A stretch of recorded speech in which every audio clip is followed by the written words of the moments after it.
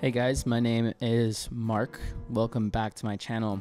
So today I decided that I'm going to kind of peruse through Today I Learned and talk about some of the things that I'm able to see. All right, so there's a couple of really cool things that I'm seeing already. Today I learned the Toyota Land Cruiser originated after the Imperial Japanese Army captured an American Jeep during World War II and ordered Toyota to reverse engineer it. Why is it so important to reverse engineer a car? Was it about just competing with American technology? Did they think that they might find some secrets in there?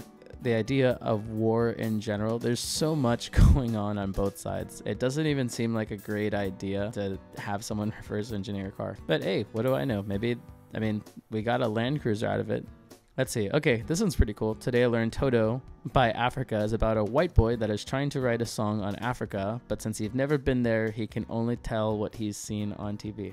I actually thought it was about this kind of like spiritual journey that actually happened in Africa. It actually kind of reminds me of the type of kid that, you know, his dad worked for Nintendo 64 or his dad worked for PlayStation. He was like, yeah, like I have like the Nintendo 72, but you can't play it. My dad works there and I'm the only one that can play it. That seems like what the song might be about, like trying to front when you're front about stuff.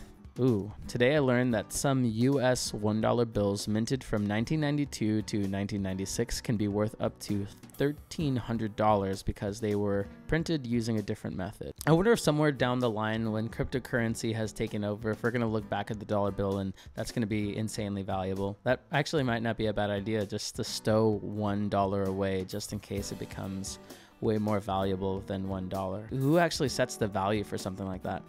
Who says, hey, by the way, if you look back into these specific years, this 4-year period, the dollar bill was printed completely different.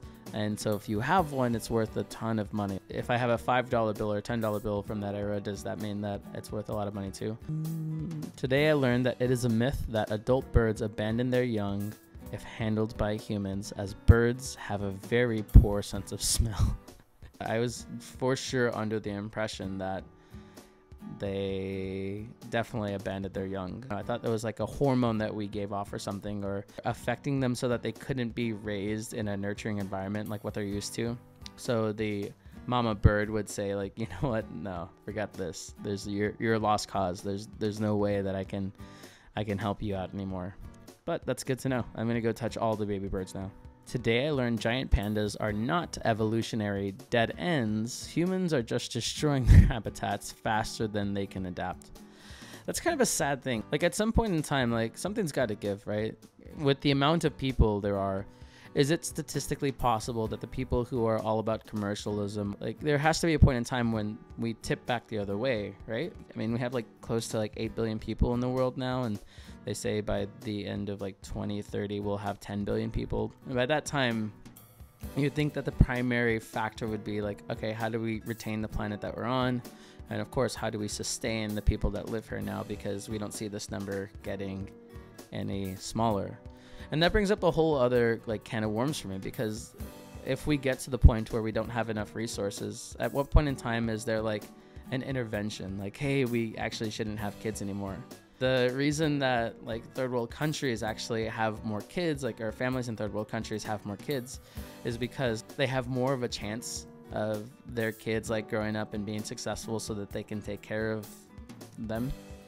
Like the parents think that. It actually makes a lot of sense. I mean, if I can barely sustain myself and I go out and have 5 kids, yeah, I'm rooting for one of them going to college and landing big so they can take care of me into my old years.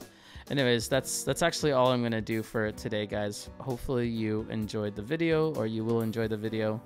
My name is Mark, and hopefully the next time you see this, I have better quality.